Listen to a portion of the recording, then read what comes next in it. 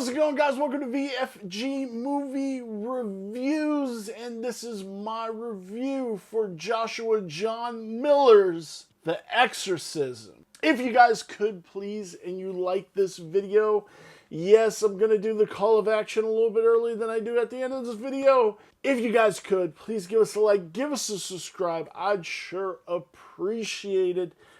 Thank you, and let's get three likes on this video. Let's start it off small. So this is a story of Russell Crowe's character, Anthony Miller, who is a down-and-out actor dealing with substance abuse, who is brought on to this movie after the first actor dies mysteriously. And his daughter, played by Ryan Simpkins, is also brought on as the first AD or something like that onto the production. Also, stuff ensues because this picture is cursed. That is actually a good premise for a movie. It is actually a really good premise for a movie. But that is where the goodness about this movie ends. Unfortunately, this is not a very good movie at all. And the story is good. The concept of the movie is good. But the characters are poorly written. The movie is just all over the place on what it wants to be. There's things that happen that just don't need to happen in the movie that happen, and it's just kind of all over the place. And they're filming an Exorcist-esque movie, and Russell Crowe's character gets brought, but he gets possessed by the thing, and he starts freaking out. He ends up killing his co-star, Sam Worthington, after the director, Adam Goldberg, being the director in this movie, is like, hey, he's fucking out of here. We can't use him. You need to step up. And then he ends up dying, which is actually a really cool way he dies. Like Russell, he's at a makeup mirror and he's doing his lines. And Russell Crowe puts his hand through, like, breaks through the mirror, and the glass goes in the guy's eye, and he chokes him to death, and he dies. It's a cool kill. It's a cool kill. But that's kind of where the cool kills end. Most everything is done off screen, except for the end, which is like, shit, what is going on with these movies? Why can't we make a good exorcism movie? Why can't we make something that's compelling and fun? Exorcist Believer sucked.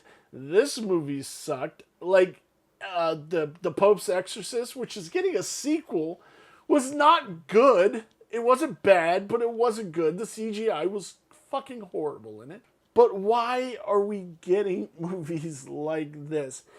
I do want to go over the rest of the cast. So we have Sam Worthington playing Joe, who is another actor in this movie. We have Chloe Bailey playing Blake Holloway. We have Adam Goldberg playing the director, Peter. We have David Hyde Pierce. David Hyde Pierce. Niles from Frasier. A Juilliard actor. A just great actor. Playing a priest. Has no real reason of being in this movie. He really doesn't. Even at the end of this flick, where they're looking for Russell Crowe's character, doing all this stuff, he's rallying his daughter and the other actress who is played by they're rallying him up to go like do the rites to this guy to get this demon out of him, and he takes the demon in, which is like, this plays on a lot of exorcist movie tropes. The priest takes on the demon himself. The priest ultimately dies. The cursed movies, the whole thing, it plays on a lot of things, but it doesn't execute any of them at any fucking point. Like, at any point. And it's hilarious. It's hilarious. I I was hoping, I would have loved to seen like this whole thing that he gets possessed on this movie set and they capture it on film. That's kind of what I thought this movie was going, but it did not. And Adam Goldberg's character, you fucking not like this guy at all. Like, you hope he dies at some point, because Russell Crowe's character was by a priest when he was young, and they have flashbacks to that, and he goes up to Russell Crowe's character, and he's like, he basically says, I want you to act just as good as when you gave it up to that priest when you were 15 years old, or some shit like that. And you're like, oh, hell. So then, no, fuck this guy. Fuck this guy. You literally hate Adam Goldberg's character through the whole thing, which is not a good thing. Like, he's a shit director, and like, it didn't play off anything. You just hated the character. Like, as soon as he comes on the screen, you hated this character, which didn't pay off to anything. But yeah, David Hyde Pierce is just great in this film, but it ends so stupidly. Overall, my score represents the movie perfectly, but it's not a good movie. Like, this movie could have been so good, and they just failed. Where does this lie on my 5-star review scale? The bloody star scale, because this is a horror movie. The story is a 3.5 because the premise and the story is interesting. The cinematography is a 3.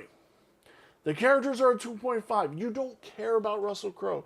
You don't care about his lesbian daughter. You don't care about his co-actors. You don't care about anybody. Not even David Hyde Pierce. You just don't care about any of these characters. The design of this movie is a 3.5, which is perfect. Like, the sets, and it's all cool and beautiful and set beautifully.